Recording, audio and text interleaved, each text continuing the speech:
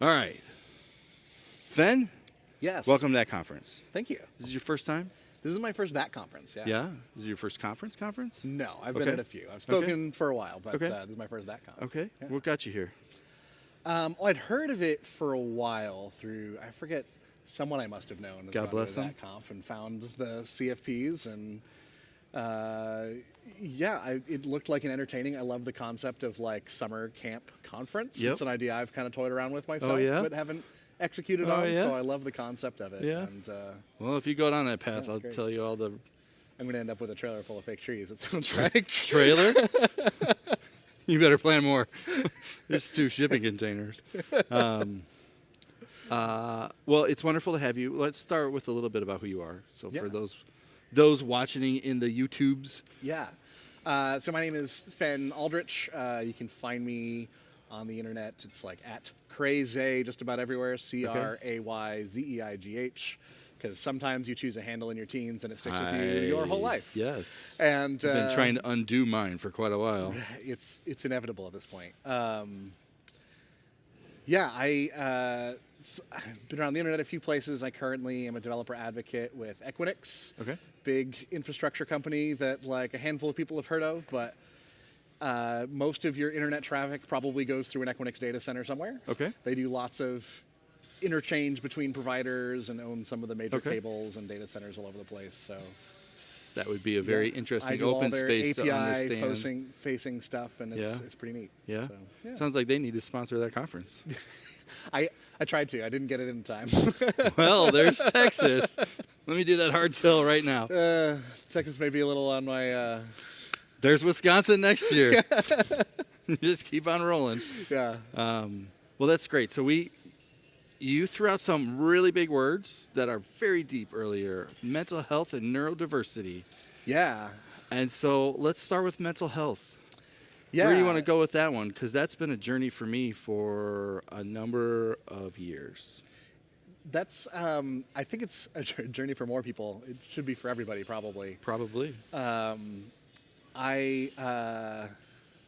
couple places we can go with it. Obviously, there's been a whole pandemic lockdown that's affected Yeah. lots of people in lots of ways. And lots of unknown ways still. Lots I of think. unknown ways. Yeah.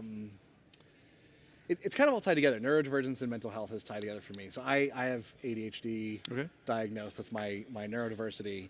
And I actually have a whole other talk I've given places that's about that and about my experience in tech and how it's affected all of that and ways that I think we can do ourselves a favor by treating us at least as well as we treat the complex systems we look after on a daily basis. Yeah, that's actually a pretty good way to say it. There's a line that I've used for it, like we won't run our systems past 80% capacity, and yet we're demanding 100% of ourselves every day. Wild. Is it 100? More like 125%. Right, 125 more extra Yeah. hours, Yeah. and so it's kind of a look to re-examine all of that Sure. concept and how Sure. it goes. So, yeah, that talk came from kind of that experience of like more people need to talk about this. Like, Yeah. I think it affects more people. I think there's useful information for everybody. In like, I'm a firm believer that like accessibility is for everyone. Yep. Like, if we make things accessible to people that can't otherwise, it's Yep. also beneficial for people that don't need that accommodation. Yep. So yeah, I've done a whole thing about that. Especially for me, like I wasn't the type of ADHD that was like the hyperactive bouncing around kid in class. It was I got good grades. I was like the smart kid, and I think a lot of especially systems engineer folk can relate to that type Sure. of personality growing Sure. up. And so much going into work that is like cognitive. Like most of our work comes from being good at using our brains to make a thing happen Sure. in Yeah. a virtual space. Yep. And so when something happens that affects our ability to think in the same way or perform the same way as everybody else, Yeah. it's really easy to like put your identity into that and be like, oh, I am less than other people because Yeah. like I'm struggling with this Yeah. thing. And so, yeah, I like talking about it, about times when I've struggled with it and when I've had those feelings. Like I said, this pandemic lockdown was a really hard time for me. It happened to mimic kind of some of my worst years of depression, of being Okay. really isolated and not being able to get out and see people and interact with other humans. My brain just kind of went into like, oh, we're doing depression again. Okay. Yeah, yeah, yeah. I know how to do this. Yep. And it made it just really hard to get. Sure. Really hard to get up in the morning and like go make some money for somebody when you're like, is tomorrow here? What happens after that? I don't know. The whole world is pandemic now. So yeah, that's. I don't know where I was going with that. I mean, the Speaking of pendulum. ADHD, I lost track at the I beginning of mean, that conversation. look, the pandemic has been an interesting bag of a lot of things, and it feels like, and I can go a few different directions with this. Yeah. It feels like, depending upon where you lived in the country, you obviously had a different experience. You could probably say that for the entire world, right? We all had a different Sure, relationship with COVID. If you had kids, you had a different relationship with it based upon how the schools were. If you were an organizer like me, you had a different relationship with it, and you see different things. Obviously, if you're in healthcare, you saw it a little bit differently. I think in tech, I think there was a bit of the pendulum swinging, and it became an excuse to say, yeah, we should all work from home all the time. And then and back to your point about mental health, Yeah. then we left this whole other piece over here, which is like where I think of things like that conference and other conferences, like that's the important stuff that we can do together very well, and we should do together, because we have this point in time, right, where context and threading off of a conversation is important. And I've seen, this is our 5th event since the bug, I've seen the mental pieces surface faster.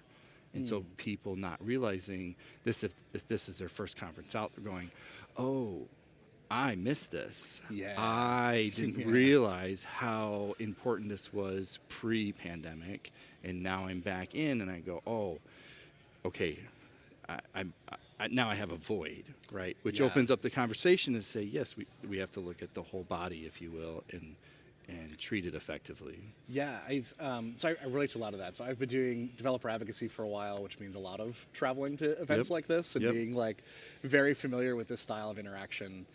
And I went from like 2019, I had something like nearly 100,000 airline miles traveled. You did a lot of it. And I went from that to zero. Yeah. So like my I went from revenue. seeing people like my revenue. once, twice a month, my Yeah. friends and Yeah. like people I know. Like there were a few months at the end of like 2019, I had a colleague. We don't work together at the same company. We work at 2 different companies. Literally, we're like weeks back to back. It was like, all right, see you next week at the next thing. Sure, as we both sure. went home and then flew to the next Sure, event together. sure. And then suddenly we didn't see each other at all. And it was a big impact. And I am also an organizer for DevOps Days events. So also have been on that end of so it. you're thinking, in this how do crazy we, world. Can we do this virtually? Can we recreate something like we have the magic that's in person? And it's the conclusion I've kind of come to after a few years of trying it and doing hybrid events and virtual is there's nothing that substitutes getting people in real space together. So as a fellow organizer, do you feel like you've seen the same kind of, holy shit, I should have been more involved in deeper relationships? A little bit. I think Kind people of are seeing painting swords, if you will.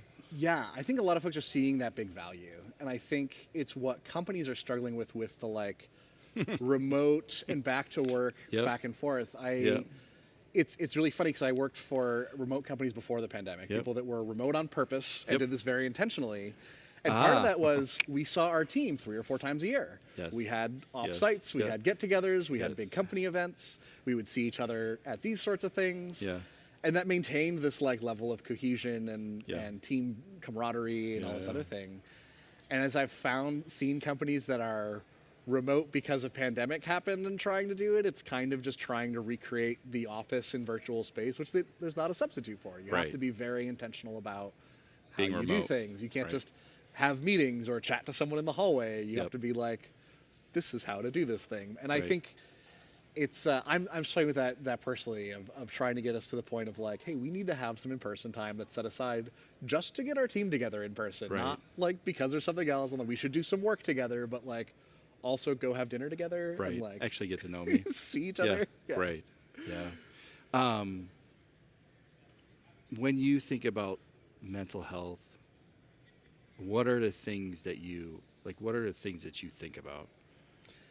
Yeah. Because it's such a broad topic, and it's a very personal journey for everyone. It's Mhm. not all the same for any one individual by any stretch. Yeah, of But, course. but where do you put the lines on that? It's a great question. I think part of what I think of and what I try to do is to be open about my story and what I deal with as a way of like inviting other people into that space, right? Because I think it's not a journey we can be super successful on alone. Yeah. Yep. I know like I have maintained residency on this planet through good friends and people I can rely on when I am having a hard time and can lean on and know that they have my back and they care for me and that I can talk to them about what I'm going through. And it's like that's the major thing. I want to invite people and say like, hey, you're not alone in this thing. Like You're other people are struggling. You're like tomorrow's keynote. Yeah. What's called "You're Not Alone." Oh yeah, yes, yeah, exactly. You're sorry. I have looked at the schedule. No. I have not retained things until I have finished my talk. That's as I like to say. That's a tomorrow problem. That's a tomorrow problem. Yeah, I'm looking forward to it then. But yeah, I think that's been a major aspect of it. Is like, hey, there are other people that can help you with this, and like maintenance work is a real thing. We do this in our systems all the time. We do things not because they are broken, but because they need to be maintained. And like therapy is maintenance work. You don't have to be in crisis to go seek outside help or help understanding where your feelings are coming from or why you're feeling a certain way or like, man, how come some days I struggle getting work done and other days I don't? Sure. You can talk to someone who's really good at asking questions and can help you figure the answers out to those things. What would you tell somebody who's maybe unsure of how to get started in that journey of like, I think I need help? It's really hard. And it's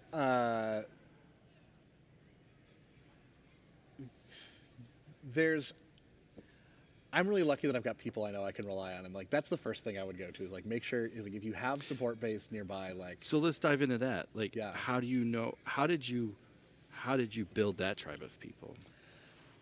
I mean, part of it's finding people I knew that I was comfortable around. Like neurodiversity is a big thing because of the concept of masking, which may not be familiar to everyone, but generally, like neurodiverse people have to hide their behaviors to be acceptable around everyone else. There's certain expectations of the way people behave and what's acceptable and what's not that you're often doing. And I've found myself drawn accidentally to other folks who are also neurodiverse because you realize you're more comfortable around them and you're not hiding as many things. Fair. And so like if you've got those people, you know, you can be yourself around, like that's a really great way and cultivate that. Spending time, intentional, like when you're in town saying, hey, let's go get dinner, or like making sure you spend time with them is really important. Like just having conversations. Which comes full stream back to getting together in person and meeting people and.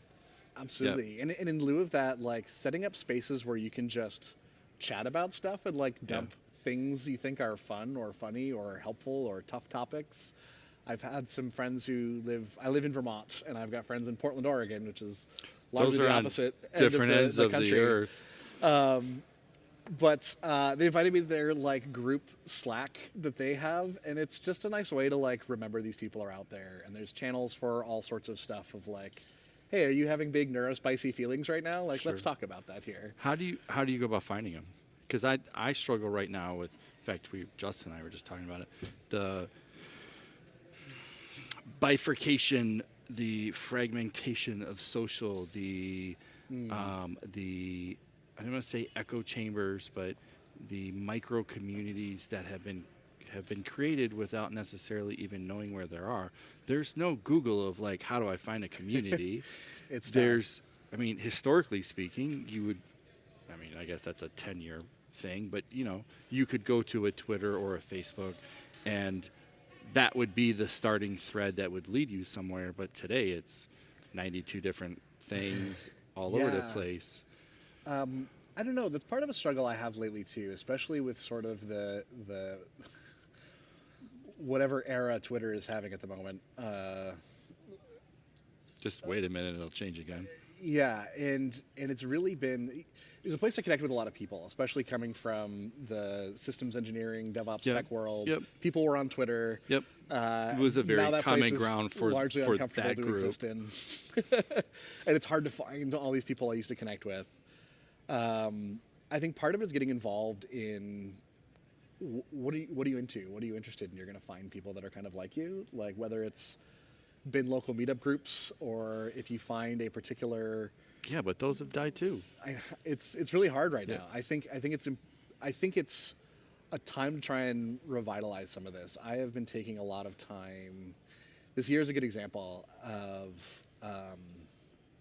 I caught myself by the end of last year kind of resenting the amount of organizational work I was doing, of helping out remote events, people online, all Yep. these things doing, and I caught myself being like, I don't want to be in this organizer meeting right now, and I would rather be other places. That's a really bad attitude to have for a thing I used to love doing.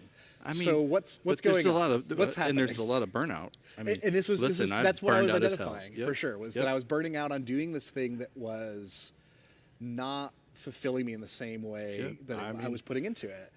And so I'm 1,000% there at the moment. I've made a commitment this year to try and reconnect with my local community in the things that like matter to me with the people that are around me. And when you say local, do you mean that physically local? Like physically Yeah, local, the yeah. people that are around me, the people in my town and the cities can drive to, nearby, yeah. the greater metro Yeah. area, whatever. I mean, it's Vermont, so Yeah. No, but we're largely I'm a bunch trying, of villages loosely connected by highways. No, but I'm trying to put context around it for others that says, yeah, no, absolutely. yeah, like I'm physically trying to meet with people. and I'm spending more time finding those local meeting groups and that sort of thing. I have identities of queerness as well. I am a trans non-binary person, and finding organizations that have meetups or support groups or whatever, and just people get together, or like there's a queer birding group is meeting on Sunday. Like, go hang out with them. They're people that are gonna like, Yeah. if that's part of your identity, Sure. right? Like that's a thing you want to hang out with and just see other people that you can connect with. Sure.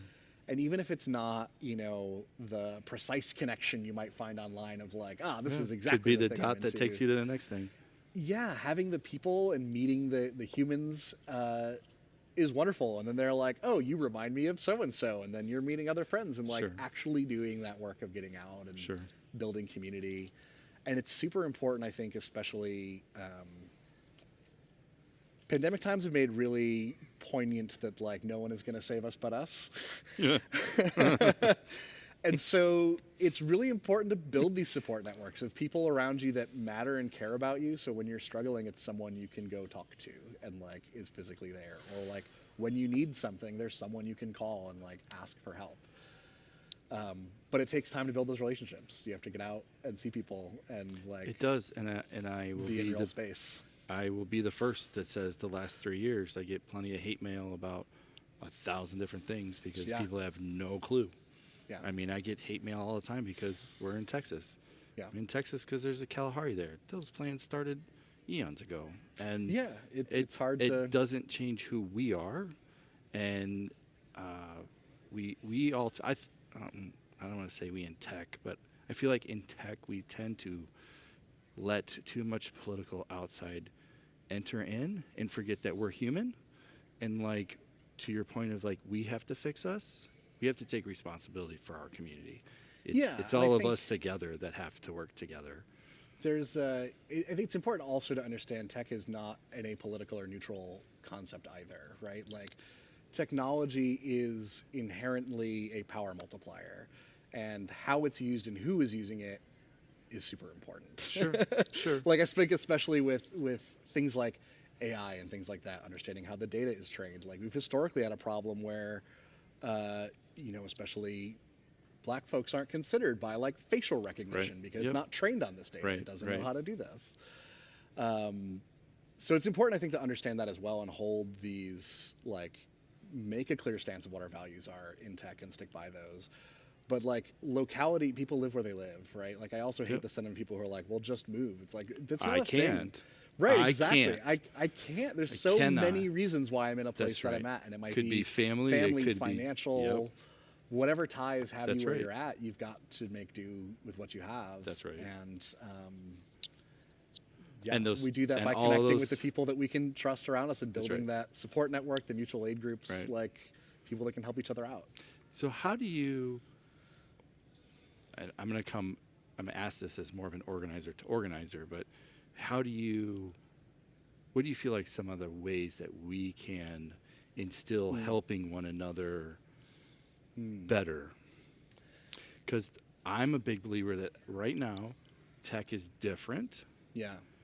I can't necessarily put and I've been doing this 25 years, and you see a lot of the same shit kind of over and over again, but we're at a bit of an inflection point as to where we exist in humanity's sake at the moment. How can we be better? I think And I say that, and I'm asking that question from I'll say the common person, right? Yeah. I don't mean it from the tech industry. I mean it from the practitioners in the room Yeah, who yeah. are here and are showing up and who are trying to make a difference.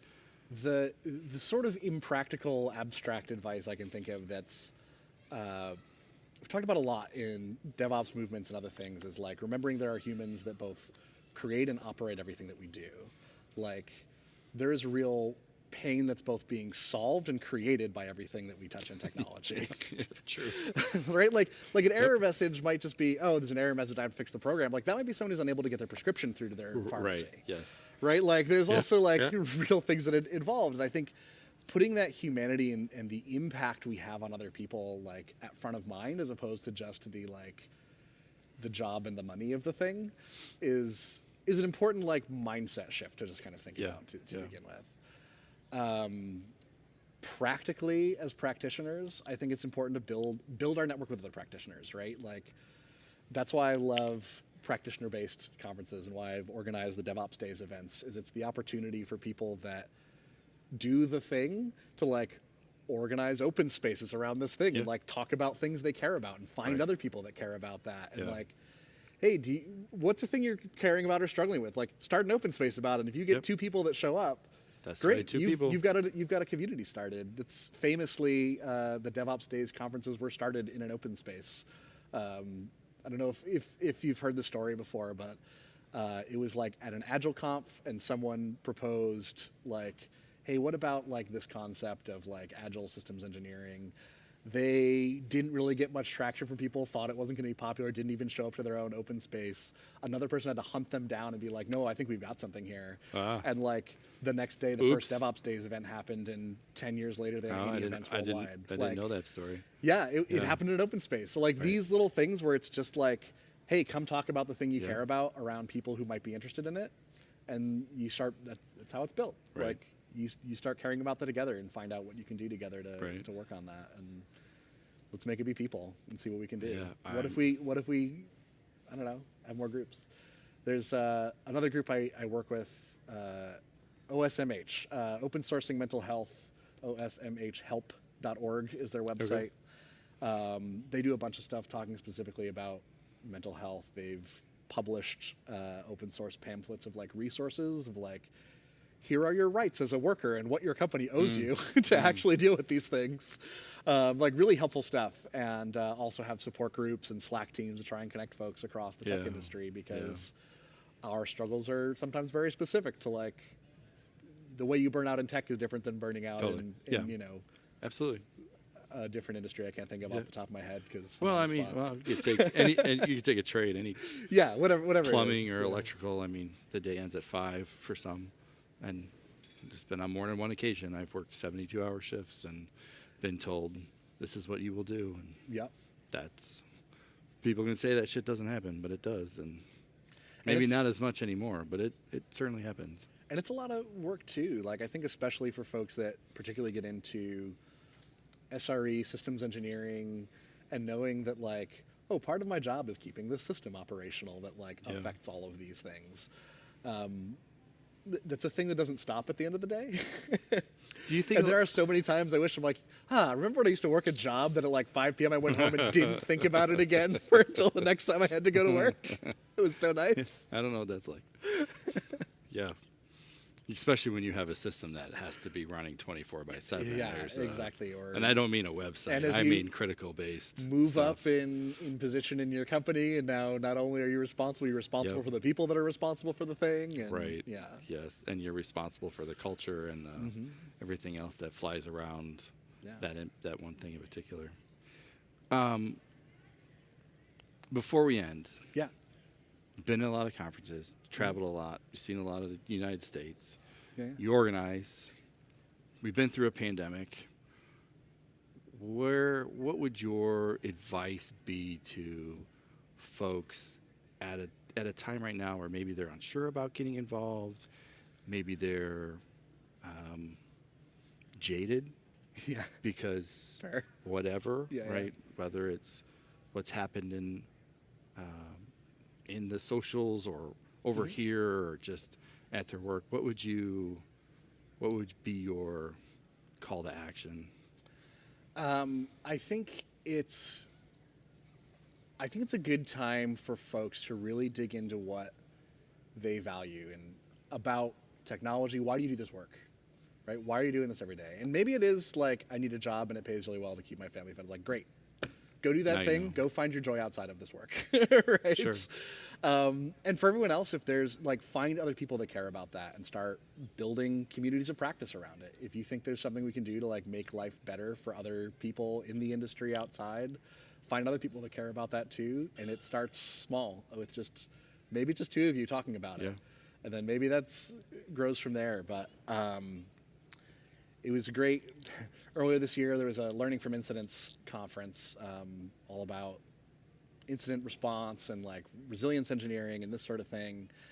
And what they talked about is this movement is hard to gain like sponsorship for, and you're not going to get CEOs or people that are like, we condone you to go ahead and make this happen.